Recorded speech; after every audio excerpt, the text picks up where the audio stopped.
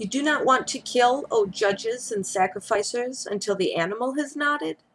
Behold, the pale criminal has nodded. Out of his eyes sneaks the great contempt. My ego is something that shall be overcome. My ego is to me the great contempt of man. That is what his eyes say. That he judged himself, that was his highest moment. Do not let the sublime return to his baseness. There is no redemption for one who suffers so of himself, except a quick death. Your killing, O judges, shall be pity and not revenge. And as you kill, be sure that you yourselves justify life. It is not enough to make your peace with the man you kill. Your sadness shall be love of the overman. Thus you shall justify your living on. Enemy you shall say, but not villain. Sick you shall say, but not scoundrel. Fool you shall say, but not sinner. And you, Red Judge, if you were to tell out loud all that you have already done in thought, everyone would cry, away with this filth and this poisonous worm. But the thought is one thing, the deed another, and the image of the deed still another. The wheel of causality does not roll between them. An image made this pale man pale. He was equal to his deed when he did it, but he could not bear its image after it was done. Now he always saw himself as the doer of one deed. Madness I call this. The exception now became the essence for him. A chalk streak stops a hen. The stroke that he himself struck stopped his poor reason. Madness after the deed I call this. Listen, O judges, there is yet another madness, and that comes before the deed. Alas, you have not yet crept deep enough into this soul. Thus speaks the Red Judge. Why did this criminal murder? He wanted to rob. But I say unto you, his soul wanted blood, not robbery. He thirsted after the bliss of the knife.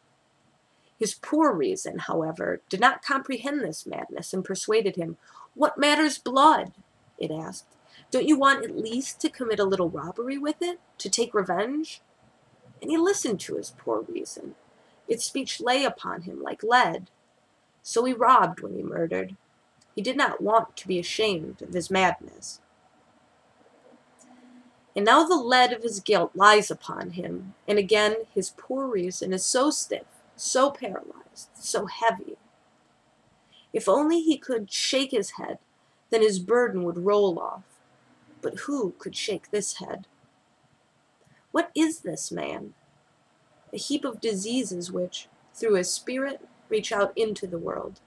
There they want to catch their prey. What is this man? A ball of wild snakes, which rarely enjoys rest from each other, and so they go forth singly and seek prey in the world. Behold this poor body, what it suffered and coveted this poor soul interpreted for itself. It interpreted it as murderous lust and greed for the bliss of the knife. Those who become sick today are overcome by that evil which is evil today. They want to hurt with that which hurts them. But there have been other ages, and another good and evil. Once doubt was evil, and the will to self. Then the sick became heretics or witches. As heretics or witches, they suffered and wanted to inflict suffering. But your ears do not want to accept this. It harms your good people, you say to me. But what matter your good people to me? Much about your good people nauseates me, and verily it is not their evil. Indeed, I wish they had a madness of which they might perish like this pale criminal. Verily, I wish their madness were called truth or loyalty or justice, but they have their virtue in order to live long and in wretched contentment. I am a railing by the torrent. Let those who can grasp me. Your crutch, however, I am not. Thus spoke Zarathustra.